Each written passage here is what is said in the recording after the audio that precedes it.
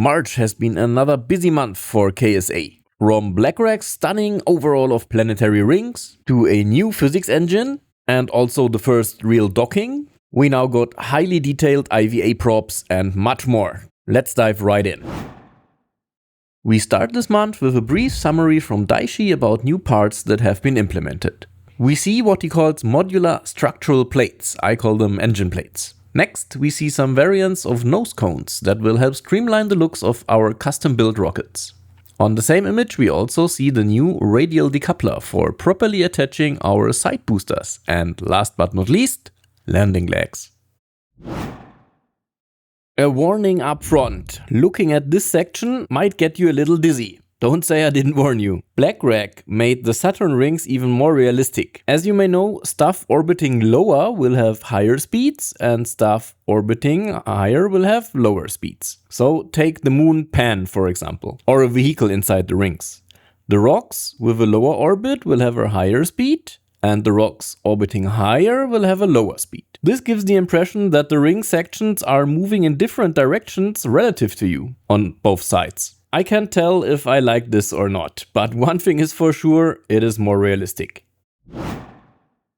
BlackRack's work on the Saturn rings won't stop. We got various improvements over the past weeks and this time the rings got even more realistic. He took NASA images as reference to make the colors more realistic, sharpened the gaps and even add the outer G and E rings. Those two are special because they are higher than the others but less dense. So you can only see them when the sunlight comes from the correct angle.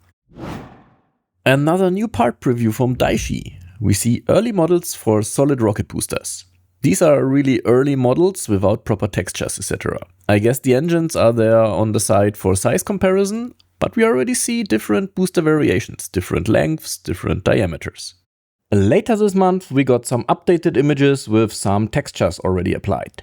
Pretty interesting to see them without the nozzles. What would happen if you fire up an SRB without a nozzle? Interesting. And even later this month, we got another big update on the solid rocket boosters from Daishi. A blog post explains many details about how the internals of SRBs affect the performance over time, why they are so important to get launch vehicles off the ground, and how they can possibly be recovered after use. Quite an interesting read. Link is in the description.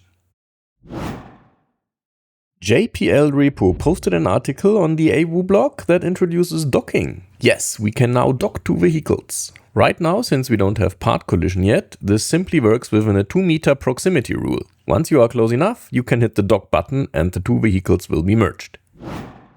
Grafhook integrated the Bepu physics engine, a physics engine for C#, the programming language that is used for Kitten Space Agency. As a first proof of concept use case, the vessels now are boxes instead of spheres and the planet's surface is modeled as a plane. This really feels much more realistic than before already. This system will of course also be used for the docking milestone to model physics in space between vehicles.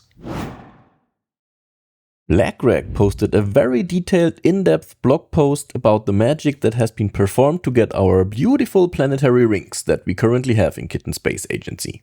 It is really very detailed, so if you are really interested, give it a read. The link is in the description, of course.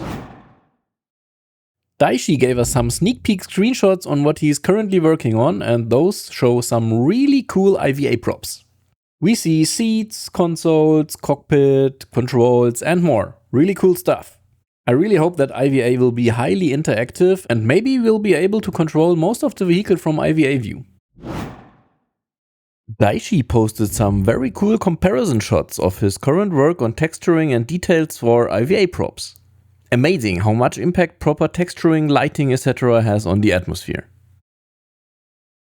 Let me know in the comments what was your favorite update this month. Mine was definitely the new physics engine. It paves the way for all kind of new awesome stuff, like landing legs for example. So I hope the KSA devs keep up the transparency and their speed, and with that, see you next month. Of course, if you don't want to miss any of the monthly updates here, or also in between updates if there's important stuff, then don't forget to subscribe. Thank you. Bye bye.